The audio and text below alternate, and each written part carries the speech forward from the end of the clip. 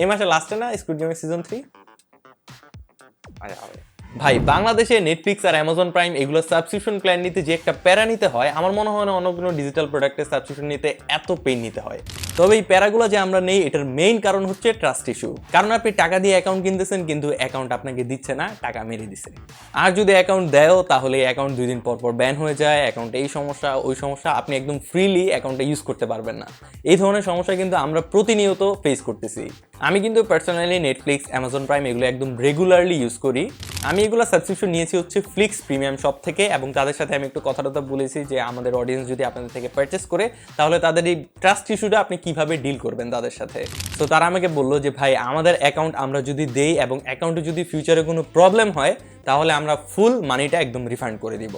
আর কথা হচ্ছে তাদের থেকে অ্যাকাউন্ট নিয়েছি প্রায় অনেক দিনই হয়ে গেছে এবং একদম ফ্রিকোয়েন্টলি, একদম মানে কোনো ইস্যু ছাড়া আমি ইউজ করতেছি। কোনো ধরনের প্রবলেম তো এখন পর্যন্ত পাই নাই এবং আশা করি পাবো না, আর পাইলে তো টাকা রিফান্ড। তারপরেও যদি আপনার মধ্যে কনফিউশন থাকে যে না ট্রাস্ট ইস্যু আছে, তাহলে আপনি তাদের সাথে খোলামেলাভাবে কথা বলেন, বলার পরে যদি মনে হয় যে ট্রাস্টেড, দেন আপনি তাদের থেকে নিতে পারেন। আই হোপ আপনিও আমার মতো প্রবলেম ফেস করবেন না। সো নেটফ্লিক্স হোক বা অ্যামাজন প্রাইম, অর্ডার করতে চাইলে ফ্লিক্স প্রিমিয়াম শপ থেকে ঘুরে আসতে পারেন। আসসালামু আলাইকুম।